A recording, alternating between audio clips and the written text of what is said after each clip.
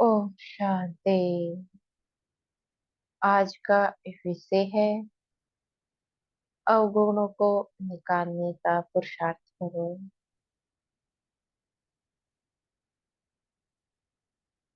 बाबा कहते हैं हमें अवगुणों को निकालते जाना है, क्योंकि पुरुषार्थ है ही अवगुणों को निकालने का।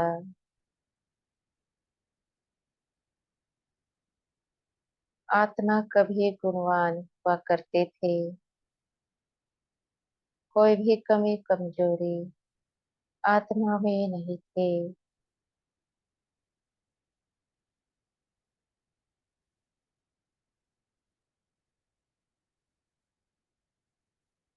पर आत्मा जन्म लेते लेते ऐसी मंजिल पर आ पहुंची है जहाँ पर ना तो आत्मा में गुण रह जाते हैं और ना ही शक्तियाँ रह जाती है।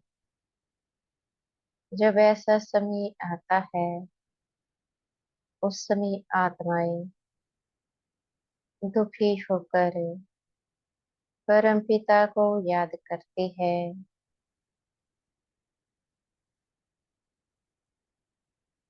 और परम पिता को ही अनेक रूपों में पूजने लगती है। भूल जाते हैं वह सुख देने वाला उसका क्या रूप था, कौन सी उसकी शिक्षाएं थी, कैसे उसने कभी गुणों को शक्तियों को धारण कराया था। उस सुख की याद आती है जो कभी परमपिता से मिला था।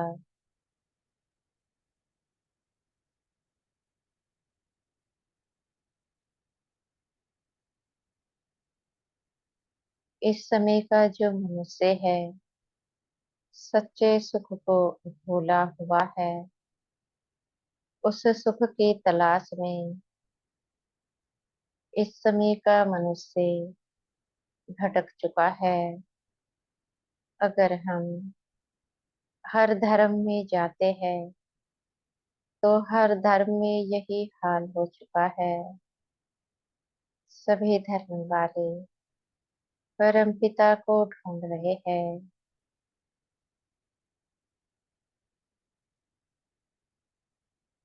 क्योंकि इस समय दुख, अशांति, अपवित्रता फैल चुकी है, जिसके चलते ही आत्माएं अवगुणी बन चुकी है।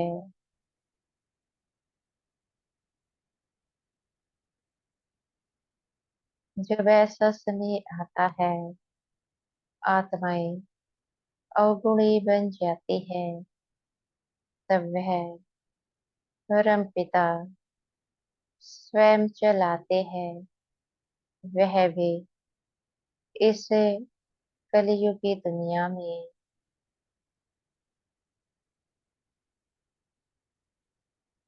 स्वयं का परिचय स्वयं के द्वारा ही देते हैं। हमारा परिचय हमारे सत्य स्वरूप की पहचान कराते हैं। हमारा उनसे संबंध क्या है वह पहचान कराते हैं।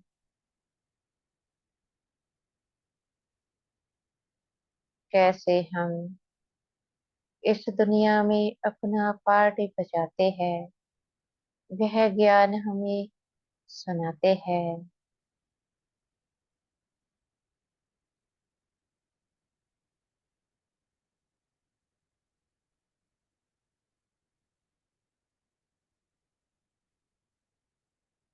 वह हमें प्रतिदिन समझाते हैं आखिर कैसे हम अपने अवगुणों को निकाल सकते हैं।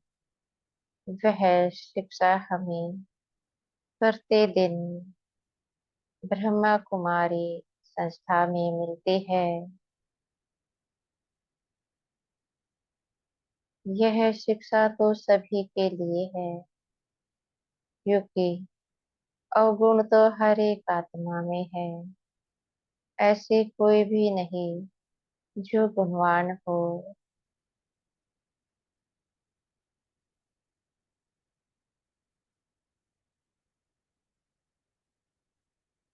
कैसे अपने गुणों में फिर से वापिस आ सकते हैं, उसका सहज तरीका यह है कि प्रतिदिन परम पिता के साथ अपने सत्य संबंध को याद किया जाए। वह आत्माओं का पिता है।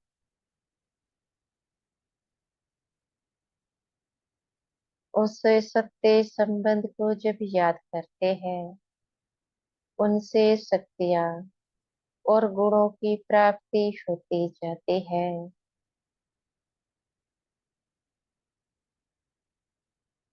वही गुण और प्राप्तियाँ आत्मा को गुणवान बना देते हैं।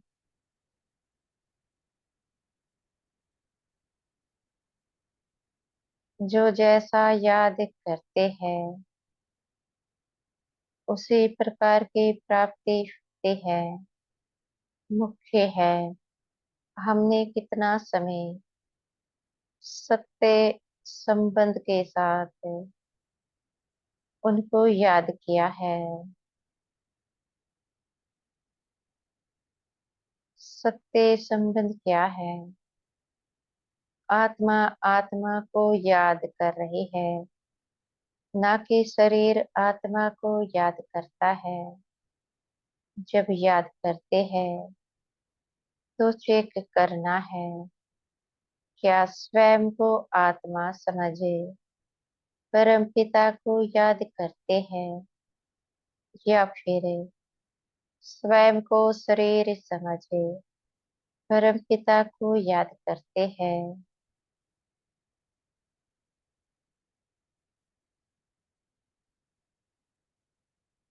अगर शरीर समझे परम पिता को याद करते हैं, तो आत्मा उतना बलशाली नहीं बन सकती है, क्योंकि देह भान के चलते बाप को याद किया जाता है।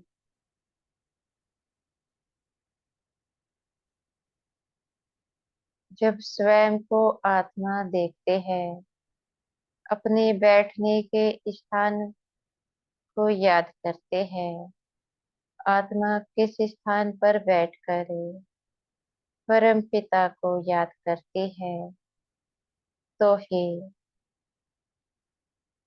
परम पिता से शक्तियाँ और गुण शीघ्रता से प्राप्त किए जा सकते हैं।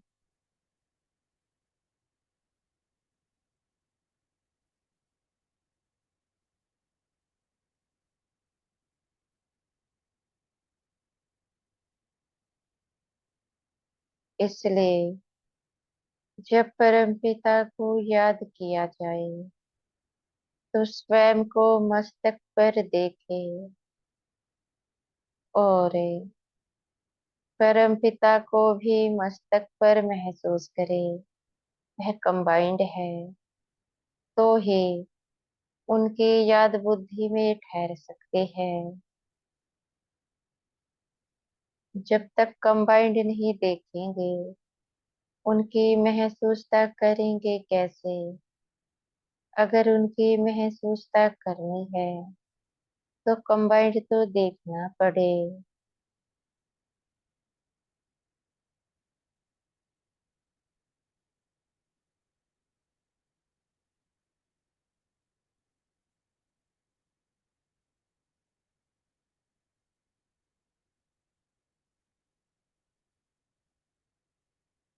जो जिस प्रकार से याद करते हैं, उसी प्रकार की प्राप्ति आत्माओं को होती जाती है।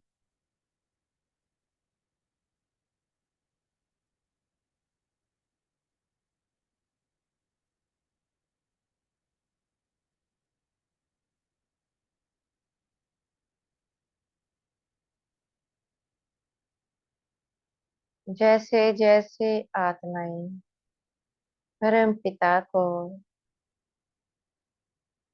आत्मिक स्थिति में स्थिति होकर याद करते हैं, अवगुण विनाश होते जाते हैं, गुणों के धारणाएं होते जाते हैं।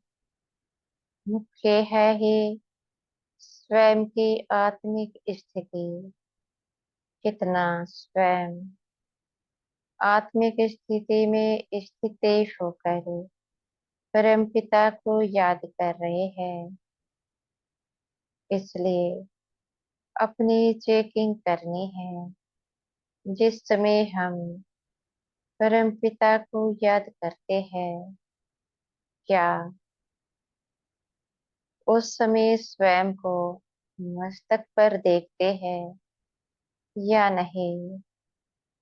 अगर बुद्धि मस्तक पर ही रहती है, इसी को आत्मिक स्थिति कहते हैं, क्योंकि बुद्धि मस्तक को देख रही है जहाँ पर आत्मा बैठी हुई है। अगर बुद्धि अन्य कर्मेंद्रियों को देख रही है, जैसे कि मुख से बोलते हैं, और बुद्धि मुख को देख रही है, यह देह भान है। क्योंकि बुद्धि कर्मेंद्रियों को देख रही है, मुख के द्वारा आत्मा बोल रही है, पर बैठी तो मस्तक पर ही है। इसलिए घड़ी घड़ी बुद्धि को याद दिलाना है कि आत्मा मस्तक पर बैठी है, और मस्तक पर ही बिंदु की महसूसता करानी है। यह भी अभ्यास है। जब तक अभ्यास को कर्मों में नहीं लाया जाता है, तो कैसे आत्मा का आभास हो सकता है?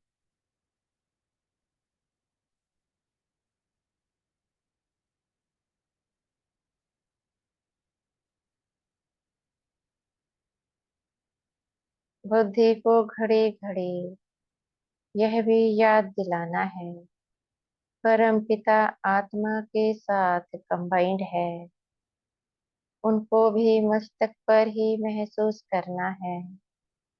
तो ही बुद्धि को याद रहेगा कि बाबा संग में बैठा हुआ है। ये आत्मा के संकल्प होते हैं।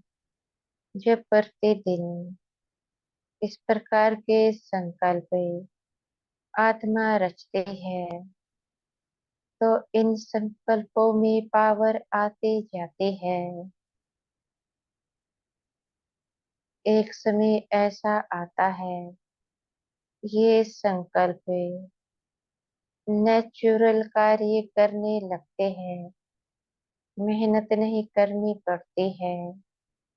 बुद्धि को याद हो जाता है आत्मा किस स्थान पर बैठी हुई है, और बुद्धि को याद हो जाता है कि परम पिता आत्मा के साथ मस्तक पर कंबाइंड है। पर कुछ समय तो मेहनत करनी पड़ती है। बगैर मेहनत के इन प्राप्तियों को प्राप्त किया नहीं जा सकता है।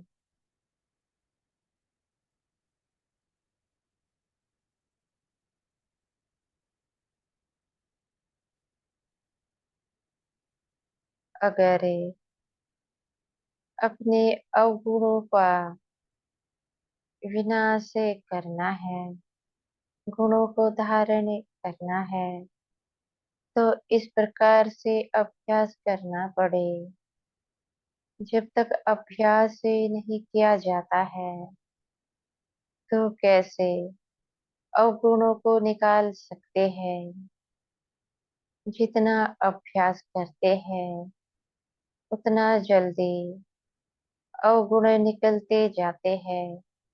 गुणों की धारणा होते जाते हैं।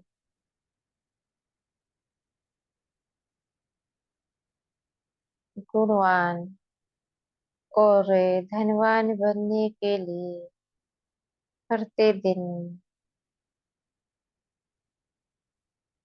पढ़ाई पढ़नी होती है। पढ़ाई के 4 सब्जेक्ट है: ज्ञान, योग, धारणा, सेवा।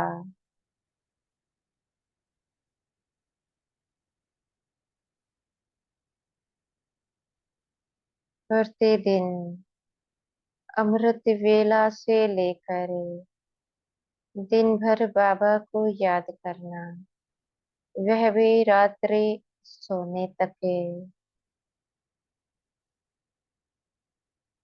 स्वयं को आत्मा देखते हुए उसके बाद प्रतिदिन मुरली पढ़ना और मुरली सुनना।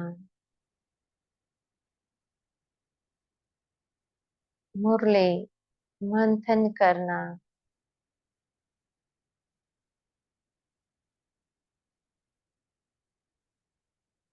धारणाएं, जो भी ब्राह्मणों की धारणाएं है, उन धारणाओं को सदा अपनाना है। जैसे कि खान पान की शुद्धता, बाहर का भोजन नहीं लेते हैं, और अगर बाहर का नहीं लेते हैं तो घर में भी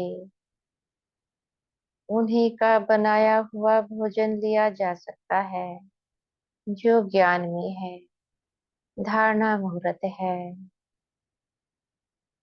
इस नियम को प्रतिदिन अपनाना ही होता है। ऐसा नहीं आज किया और कभी कभी टूट जाता है। धारणा तो टूट जाती है। जब धारणाएं टूटती है तो जो धारणा का सब्जेक्ट है उसमें फेल हो जाते हैं। जब धारणा के सब्जेक्ट में फेल होते हैं तो अवगुण निकल नहीं सकते हैं। उसी प्रकार से मुरली को लिया जा सकता है। कभी मुरली पढ़ते हैं, कभी नहीं पढ़ते हैं, तो यह हो जाती है मुरली पढ़ने की धारणा। अगर यह भी टूट जाती है तो धारणा मुहूर्त बन नहीं सकते हैं, क्योंकि नियम का नहीं है। उसी प्रकार से प्रतिदिन योग करना, अमृत वेला प्रतिदिन करना ही होता है। ऐसा नहीं कभी किया कभी छोड़ दिया। अगर ऐसा होता है तो याद के धारणा टूट जाते हैं। फिर कैसे अवगुणों को निकाल सकते हैं जब अमृत वेला ही नहीं किया जाता है। अमृत तो अमृत वेला ही बरसता है। जब तक अमृत वेला नहीं करेंगे तो अमृत पिएंगे कैसे। इसलिए प्रतिदिन अमृत वेला करना ही करना है। जब ये तीनों ही सब्जेक्ट में अपनी धारणा को पक्का बना लेते हैं तो सेवाएं तो स्वतः ही हो जाती है। सेवाएं स्वयं चलाती है। सेवाओं के पीछे भागना नहीं पड़ता है। सेवाओं के पीछे तब भागना पड़ता है जब इन 3 सब्जेक्ट की धारणाएं कमजोर होती है।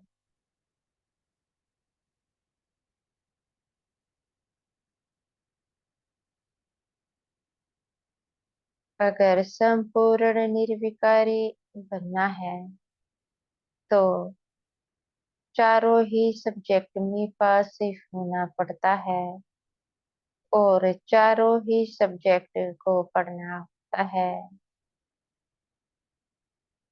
सभी सब्जेक्ट के नियमों को जीवन में अप्लाई करना होता है, तो ही सच्चे सेवाधारी बन सकते हैं। और जो सच्चे सेवाधारी बन जाते हैं, वही माया जीत, प्रकृति जीत और जगत जीत बन जाते हैं।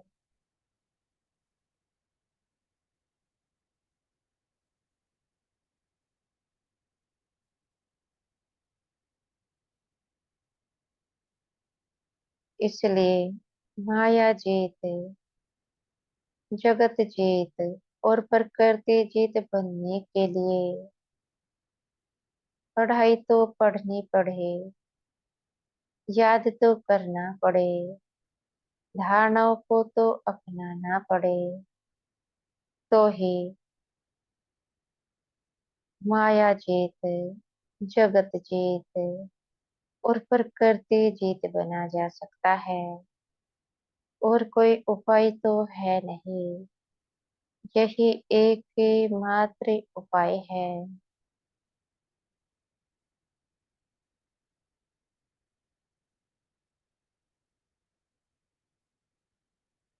जो समय पर सभी सब्जेक्ट में पास हो जाते हैं, वही आत्माएं संपूर्ण निर्विकारी बन सकते हैं। जो समय पर इन चारों सब्जेक्ट को पढ़ते नहीं है, वे कैसे अपने अवगुणों को त्याग कर सकते हैं। ये अपनी चेकिंग है। क्या हम इन चारों ही सब्जेक्ट को प्रतिदिन अमल में लाते हैं, या कभी लाते हैं कभी छोड़ देते हैं। पहली सेवा तो स्वयं का पुरुषार्थ है। क्या अपनी सेवा कर पाते हैं?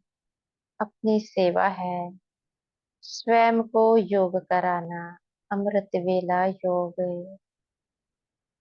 स्वयं को मुरली पढ़ाना और मुरली सुनाना, स्वयं को मुरली मंथन या चिंतन कराना, स्वयं की धारणाएं, शरीर की पवित्रता की धारणाएं, खान पान की धारणाएं। क्या यह पढ़ाई प्रतिदिन स्वयं को पढ़ाते हैं? अगर पढ़ाते हैं तो यह स्वयं की सेवा है। पहले तो स्वयं की सेवा करनी होती है, तो ही तो दूसरों की सेवा कर सकते हैं। तो अपनी चेकिंग है। क्या हम प्रतिदिन स्वयं की सेवा कर पाते हैं, या फिर दूसरों को सुनाते रहते हैं, खुद नहीं करते हैं?